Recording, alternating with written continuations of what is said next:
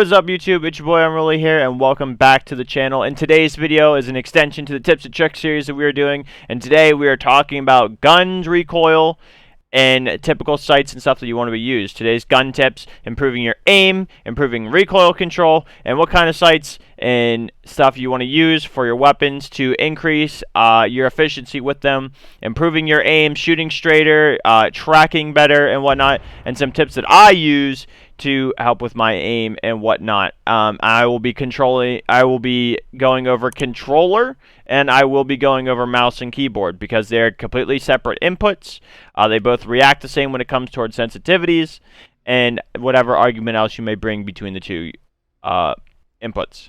Without further ado, I hope you guys enjoyed today's video. If you do enjoy it, please leave a like. Let me know in the comments down below if these tips you find helpful or other tips that you may need. And if you do enjoy my content, please consider subscribing and ring that notification bell so you know when the next video comes out. I greatly appreciate it. And without further ado, let's learn some tips and tricks for your aim. Alright, so we are in the firing range here. And we are going to go over quickly each gun and their recoil patterns, in my opinion, and tips and tricks for each of these guns. Starting off with the sniper, I'm just going to rapid fire these because these are your point and click weapons.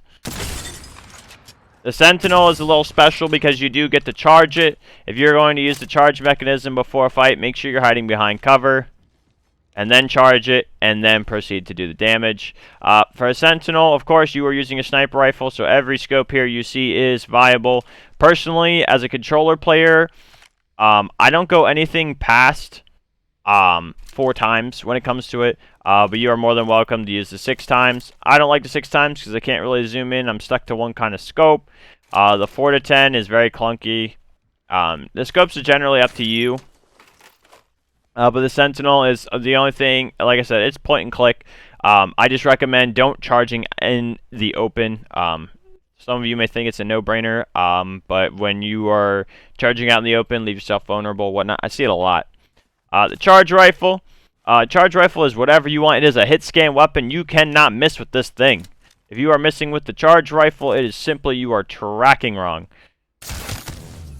Everything you hit, you can't miss it. Even if you're not tracking very hard, as long as you hit the burst, you're not missing at all. Charge rifle, any high magnification sight. If you are running around with a red dot on your charge rifle, you're kind of doing it wrong. But charge rifle, there's really not much I can tell you. Otherwise, it's hit scan. You can miss everything. The damage is coming from the very last burst. So all the beaming is nothing until you actually get the burst and you hit the burst. I like using the charge rifle in ranked and whatnot because I can farm Evo shields. It does use 2 sniper rounds compared to a single round with the Longbow and the Sentinel. So just be wary of that when you're using the charge rifle. You eat your ammo up a little bit faster. The Longbow, this one is more, in my opinion, closer to the Scout. You definitely want to lead your shot a little bit more with the Longbow because it shoots slower. Compared to getting a charge rifle spam going. Doesn't really have recoil. Every sniper bounces up. As you're watching my crosshair, it just snaps right back over.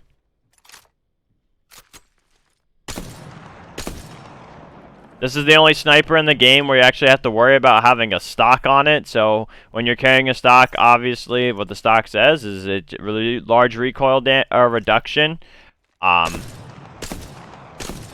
You want that because of the bullet drop. It has less bullet drop when you have a better scope on, or a better barrel on it. This one is just aim drift, reload time, and handling.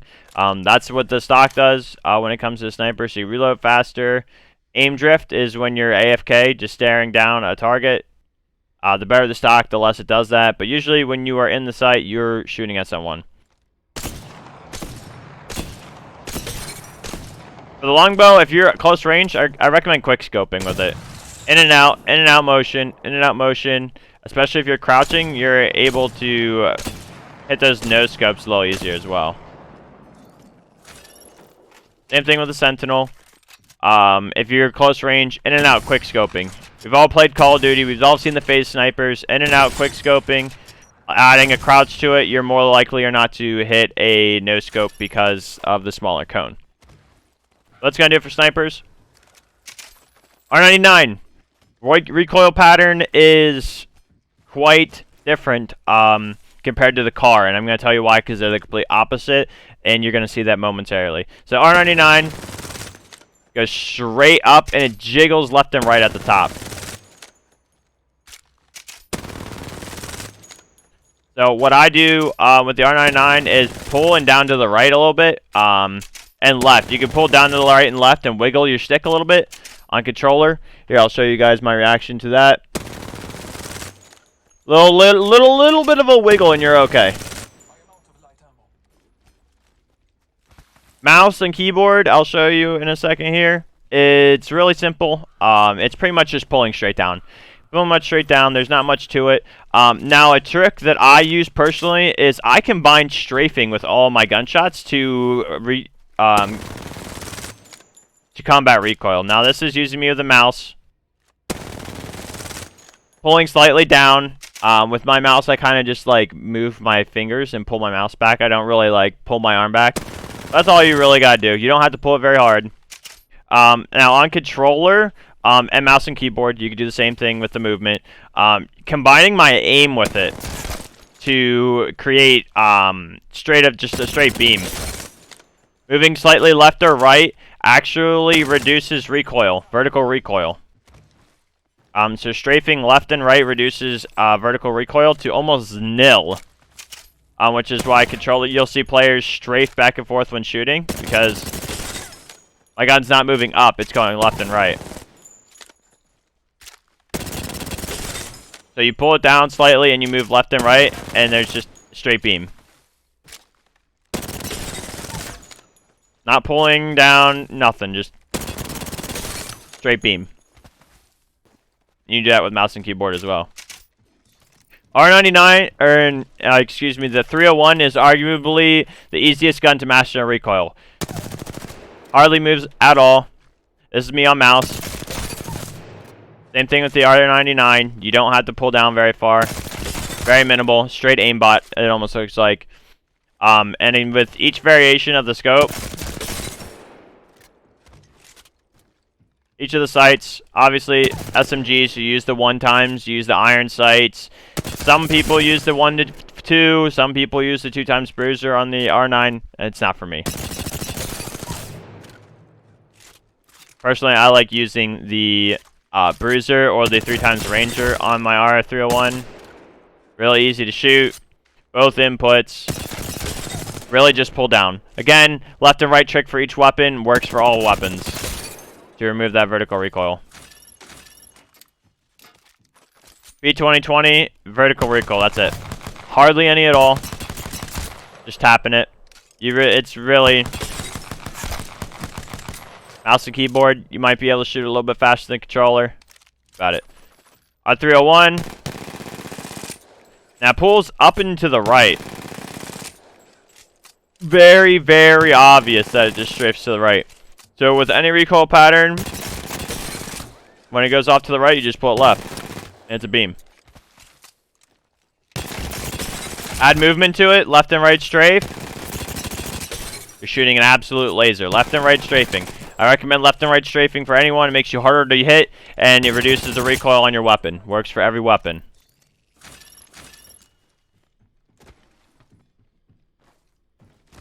Onto the heavy weapons. Flatline is actually one of the arguably more broken weapons and easier to shoot recoil as well at medium to short range. At long range, a lot of people like to try to hit these targets that are all the way out here and try to get a perfect spray on them. You don't really need to. It's just an aim thing. But shooting straight up, it does the wiggle back and forth thing the entire way up. Relatively straight for the most part. It's not throwing yourself left and right. Left and right movement, straight back and forth, will help you even that out. Same thing with mouse and keyboard. You can fight the recoil. You can move left and right. Arguably not going to miss anything. Mouse and keyboard were the same thing. Now, a lot of people talk about when it comes to mouse and keyboard is jitter aiming, where if you shake your mouse really quickly, it removes all recoil. I don't do that when I play mouse and keyboard. I typically just, my movement is enough to, my movement and tracking back and forth is pretty much all I need. I don't need to do this little shake and bake stuff to change the recoil on it. For the Flatline, you can get away with the 1 times at close range, Bruiser at medium to long. You can do the 3 times as well from medium to long.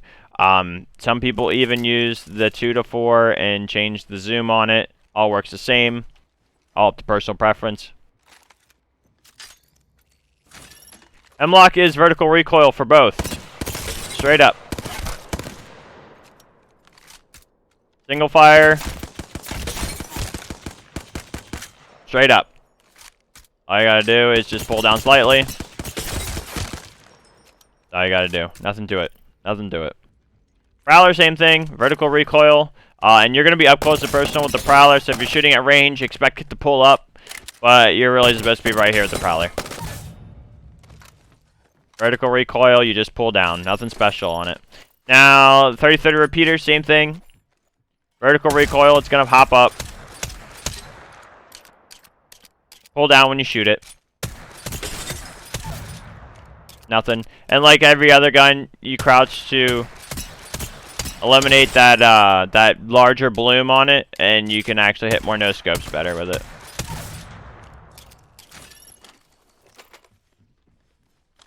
Now the Rampage, it does have a little bit more recoil to it. It goes back and forth, zigzags like a Flatline, then evens itself out in the middle. Right? So when it comes to the Rampage, when it starts to go to the right, you pull to the left. It starts going to the left, you pull to the right. You just, a little wiggle. And that wiggle you can remove with just simply strafing left and right. Now obviously when you're strafing left and right, you want to have your sticks go opposite directions of each other, right? So if I'm tracking this guy, I'm going to pull my stick to the right a little bit as it's going completely to the left. If I'm going to the other way,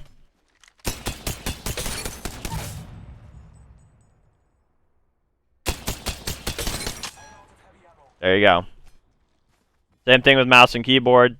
With the gun, it's going to go up into the right and left a couple times. You're literally just pulling back and forth with a little bit of wiggle. At long ranges, you can actually poke with this weapon. This weapon's really good and strong for just tapping. Not too much bullet drop. Good for tapping. Good for tapping. Now the car is the one special gun that I really want to talk about because it's the complete opposite of the R99 when it comes towards recoil. So you're going to see here in a moment. So the R99 will take you up and to the right. Car will take you up and to the left and then straighten itself out. So the complete opposite way you control an R9, you'll control with a Rampage, right? Or with the car. Now this gun I still haven't entirely mastered to a beam like my R99 can get to be. But again, adding a little bit of left and right strafe typically irons out all of the recoil. And you do the little thumbstick trick that I was just showing you, going opposites. It'll straighten itself out. Mouse and keyboard. Go left, aim right, go left, aim, or go right, aim left.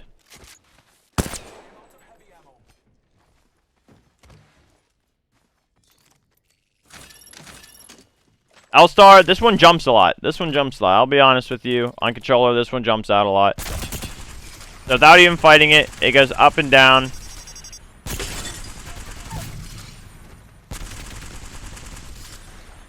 It goes to the left and the right, straightens itself out. Left and right, straightens itself out. You combat that with a strafe back and forth. Mouse and keyboard will put high magnitude sights on it, or high multiplier sights on it. And Jitter Aim and just absolutely fry kids from Narnia with this gun. Arguably one of the broken parts. Jitter Aim, move left and right to strafe, removes that. Havoc. Now a tip for the Havoc that I give you guys is its turbo cycle, its charge up cycle. Don't ADS in until after. then it's a laser.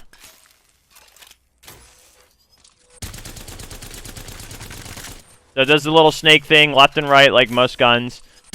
But off the hop-up, off the charge-up, say like 3 bullets in, you want to ADS and pull left, or pull down and left. Absolute laser. Some of the sights will change it up a little bit, but again, just don't ADS in until after the charge-up happens. Because it does have a kick when it charges. Triple take is a sniper rifle. Wait till it charges up the whole way, boom, and pulls up. Point and click, no recoil really. Devotion is one that I still have not mastered entirely, other than on mouse and keyboard. I can combat its recoil pretty well. On controller, same thing with the Devo. I recommend, or same thing with the Havoc, excuse me, I recommend not ADSing entirely, or at all, until after the charge-up function. You might miss a couple shots, but it's okay, because you're going to finish the rest of the mag off on the player. Moving left and right helps. This is without me pulling on it at all. It pulls hard to the left, pulls hard to the right. So just strafing back and forth, pulling it back in. It'll help you out. The Volt, there's another trick to the Volt where basically hip firing it and then ADSing combats the entire recoil pattern itself. So this is the recoil pattern. Climb straight up and then a little sauce left and right at the end, kind of like the R99.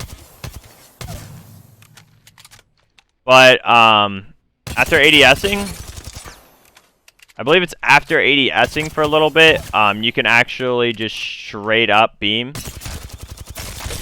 Okay, so if you follow the trick for the Havoc and the Devotion, you actually don't really have to fight the recoil after so long.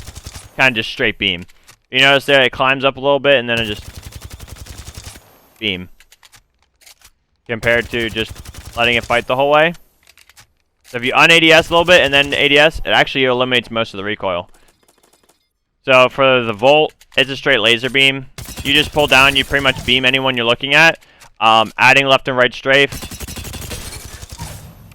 Absolute laser, really fast time to kill if you start hitting all your bullets.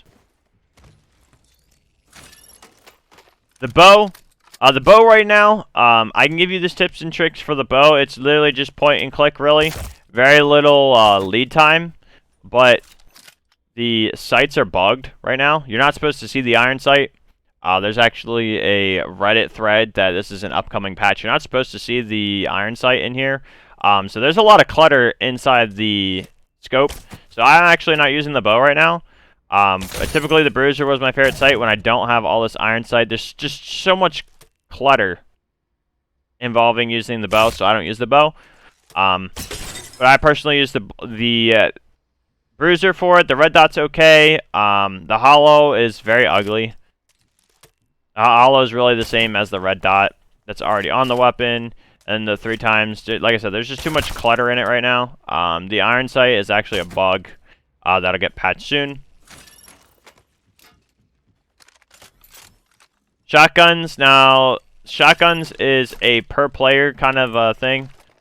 Shotguns is pretty much point blank. Peacekeeper, if you're around corners, you can charge it up. Otherwise, don't even ADS. Don't even have to worry about it. Evade, spammy. Don't really have to do it much. Shotguns are all the same. Shotguns are basically based off the scenario of how you play. So Peacekeeper, if you can hit your PK shots, it's going to hit a lot harder. Eva 8, if you're not that well with shotguns. The Mastiff, I do recommend ADSing, if not all the time. When it comes to using the Mastiff, the hip fire on the Mastiff is just... You're not going to hit as many pellets ADSing. Or, excuse me, hip firing it. And a lot of the damage comes with the pellets. So always ADS with the pellets, no matter what. I'd show you a basic hip fire with it. And then ADSing.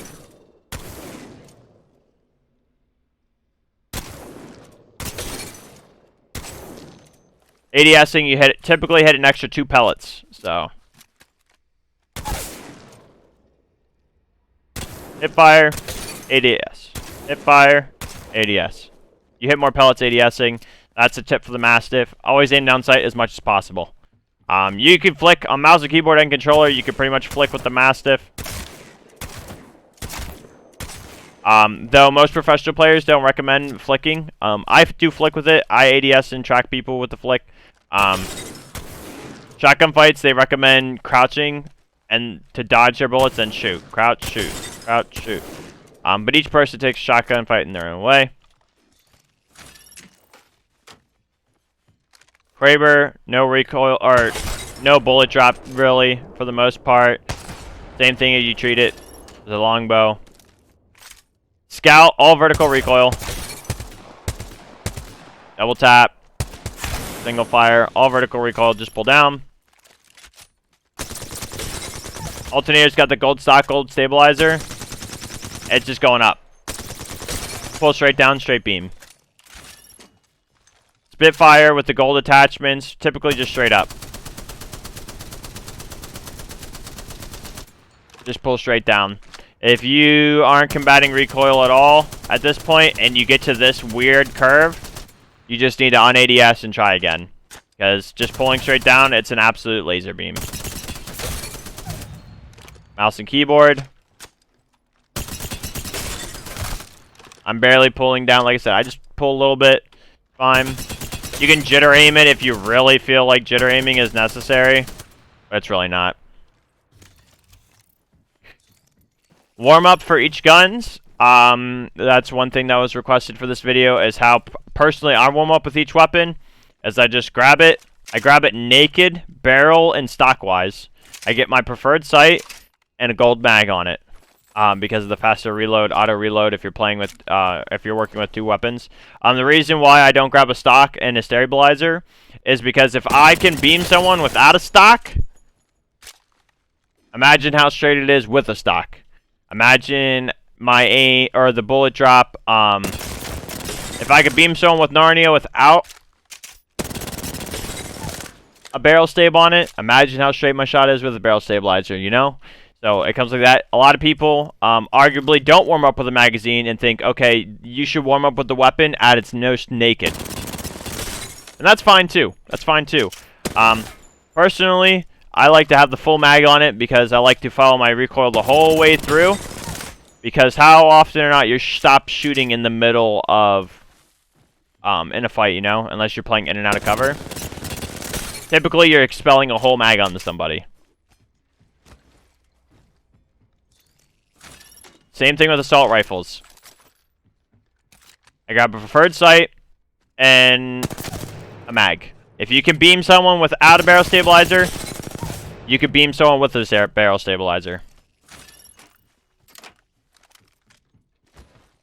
And since I'm on controller, you want to get used to your aim assist. So I'm always shooting this dummy. I'm always shooting this dummy.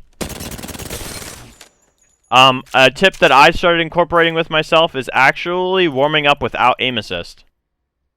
After so many warm-ups with aim assist, or you could do it before, because if you could track a player without aim assist on controller,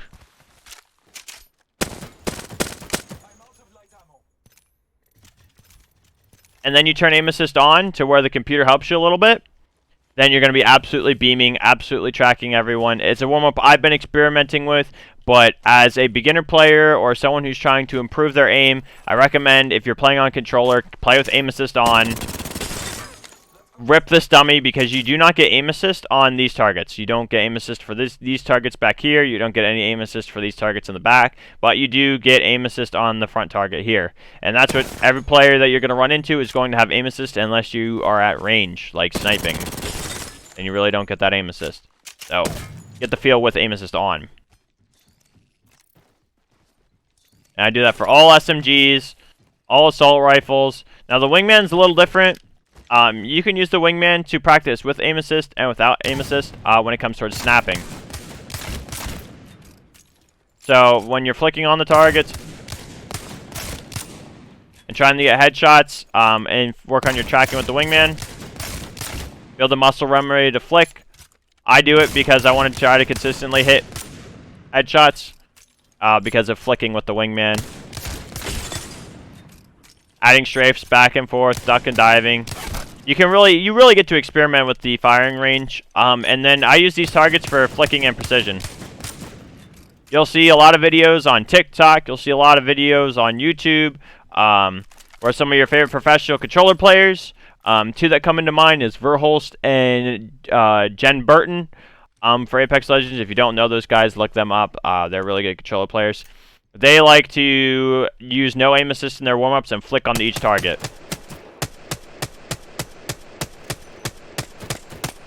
You'll see challenge videos where you're like, see how fast you can hit these targets and snap onto the dummy for your warm-up and see how fast you can do it. And a lot of those are players that are professional and do that as a warm-up. Shotguns. The only other warm-up is that I do with them is just get up close and personal. You don't need to fight these things. Just get in there where your aim assist works. And get used to fighting up close and personal. Just play these dummies here. Get real up close and personal, depending on the shotgun you're using, how you want to play it. If you're a Gibraltar player, if you play Gibraltar or you play competitive and your teammates have Gibraltar, you could actually practice bubble fights with the dummies. You throw your bubble out, you can actually peek in and out of the bubble, practice the timings. I've done that before when learning Gibraltar for competitive. Peek in and out of the bubble. Peek in and out of cover. I'll bounce in between here just because of snapping and playing in and around cover with shotguns. But the warm-ups are really up to you.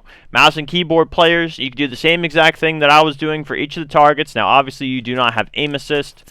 That's its own topic on its own. But you can use each of the targets. Snap onto each of them.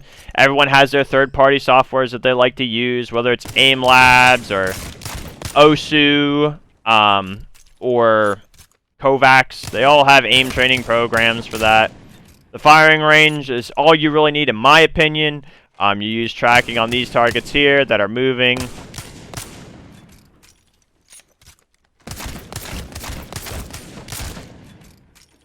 It is how it is when it comes to warm-up, but that's how I personally warm up as a controller player. Get them nice flicks on.